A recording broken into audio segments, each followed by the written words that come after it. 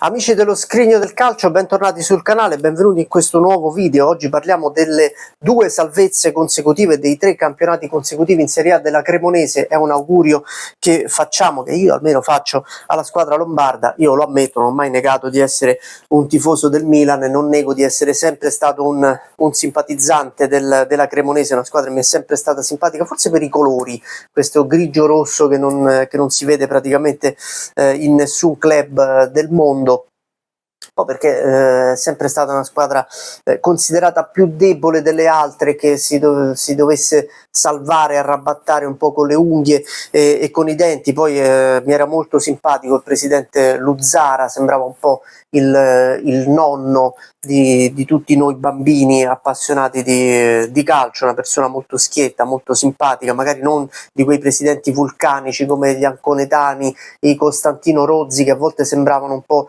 spigolosi, anche rudi. Luzzara era veramente un signore un po' anziano, sorridente, gentile, sempre con il sorriso, non era mai corrucciato neanche quando la Cremonese retrocedeva in Serie B. Magari ci sono i tifosi del Piacenza adesso che stanno guardando il video e che mi faranno le corna, però io dico quello che provavo da bambino e che poi mi è rimasto anche successivamente. La Cremonese negli anni 80 aveva fatto tanto sali e scendi tra Serie A e Serie B, non era riuscita mai a salvarsi in Serie A. Ci prova con l'arrivo di Gigi Simoni in panchina nella stagione 92-93, che è una stagione stupenda per i grigiorossi, che non solo salgono dalla Serie B alla Serie A, ma vincono il torneo anglo-italiano il 27 marzo del 1993 a Wembley.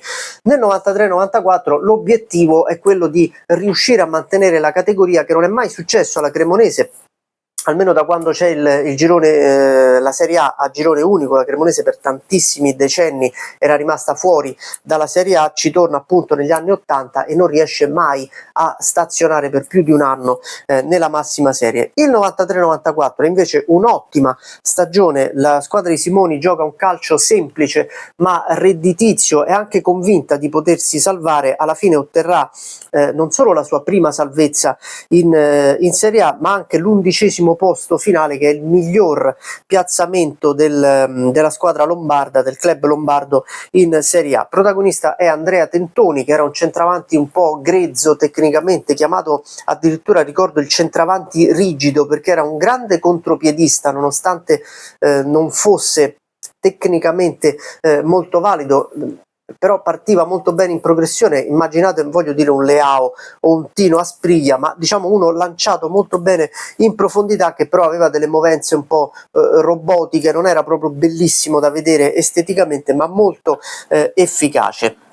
Da ricordare in quel 93-94 le vittorie casalinghe contro Napoli e Lazio, quella all'Olimpico contro la Roma per 2-1 e il 4-0 famosissimo di cui ancora parlano oggi a Cremona nel derby sentitissimo contro il Piacenza il 5 dicembre del 93, vittoria per 4-0 della Cremonese sui rivali piacentini. Cremona e Piacenza sono divise dal Po, sono vicinissime anche se sono regioni diverse.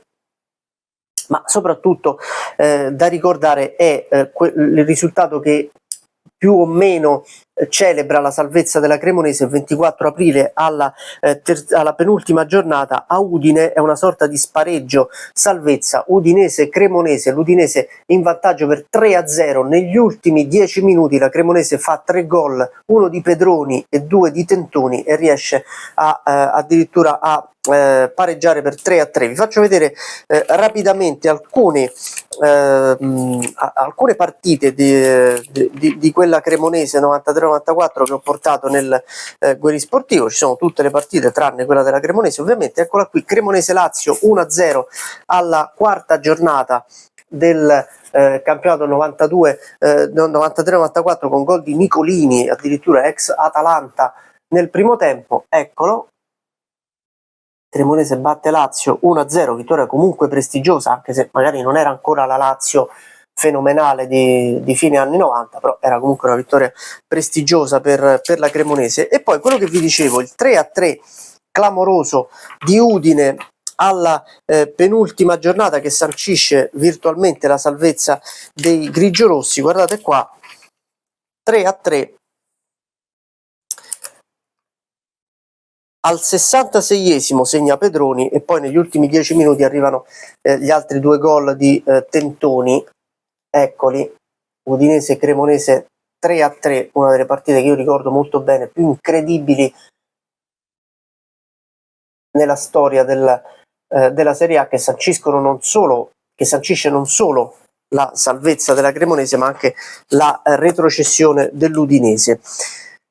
L'ultima retrocessione peraltro dell'Udinese in Serie A. Nel 94-95, nonostante qualche cessione, c'è sempre Gigi Simoni in panchina, arriva Enrico Chiesa in prestito dalla Sampdoria. Chiesa la stagione precedente aveva segnato 14 gol in Serie B con il Modena, lo prende la Cremonese e nonostante un inizio un po' in sordina in cui non riesce ad entrare bene negli schemi della Cremonese e ad imporsi, alla fine Chiesa realizzerà 14 gol, lo stesso numero dell'anno precedente, e si imporrà anche in Serie A e poi l'anno dopo ne segnerà 22 con la maglia della Sampdoria. Nel 94-95 la Cremonese arriva al 13° posto, riesce a salvarsi alla penultima giornata anche in questo caso, 14 gol di Chiesa, segna un po' meno Tentoni che fa 7 gol, vittorie importanti contro il Napoli, contro il Milan 0-0, contro la Sampdoria 0-0 a Milano, contro l'Inter. Vi faccio vedere la quarta giornata, il 25 settembre del 94, vedete,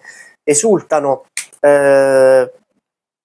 è questo? Credo che sia De Agostini con Alessio Pirri della Cremonese, vedete,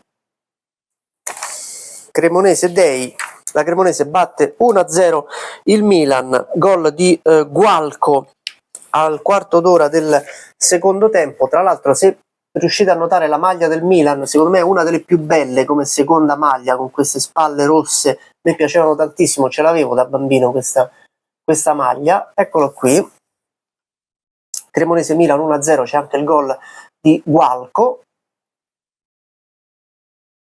E anche in quel caso la Cremonese riesce a salvarsi e festeggia la 33esima giornata, il 28 maggio, la salvezza, il miracolo di Gigi. Vedete, anche qui viene celebrata l'impresa della Cremonese di Simoni, che vince 2-1 a Brescia e conquista l'aritmetica salvezza. Ce lo vediamo pure il servizio, il tabellino, chiamatelo un po' come volete, di Brescia Cremonese, con gol del Brescia di Neri e poi gol di Tentoni e rigore di Chiesa, che sanciscono la permanenza della Cremonese per il terzo anno consecutivo in Serie A. Quindi la Cremonese riesce a centrare ben 2 salvezze consecutive e 3 anni di fila in Serie A. Non era mai successo nella storia del club grigio-rosso. Nel 95-96 la favola si spegne, la Cremonese arriva penultima al 17° posto, poche note liete, il 7-1 al Bari in autunno e poi quasi in inverno, diciamo il 10 dicembre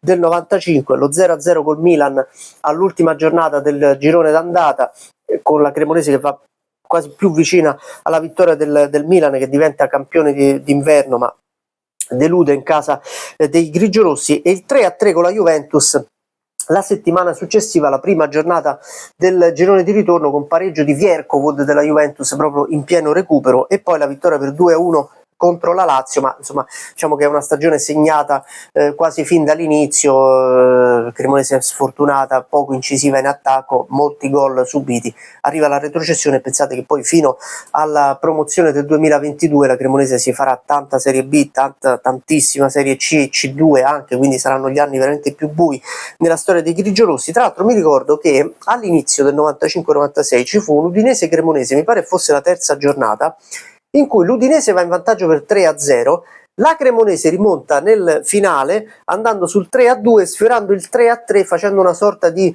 remake del 3-3 clamoroso di 2 stagioni prima. Immagino i tifosi dell'Udinese che cosa avranno pensato in quel pomeriggio. C'è stato poco da ridere per la Cremonese in quel 95-96, Simoni poi in estate andrà al Napoli, poi prenderà il via la sua carriera anche all'Inter, ma insomma quelle salvezze della Cremonese 93-94, 94-95, i 3 anni di fila in Serie A, compreso il 95-96 con la retrocessione, sono probabilmente il punto più alto, anzi sicuramente il punto più alto nella storia dei grigiorossi, tant'è che Gigi Simoni è stato poi insignito con nominato allenatore del secolo nella storia della Cremonese. E insomma vediamo che cosa farà la Cremonese in questa stagione. La squadra di Nicola è partita molto bene, io sto registrando il video a settembre del 2025, per cui non so che cosa succederà alla fine del campionato. Magari voi vedrete questo video fra un anno, fra 2 anni e direte: ma che dice questo, la Cremonese è retrocessa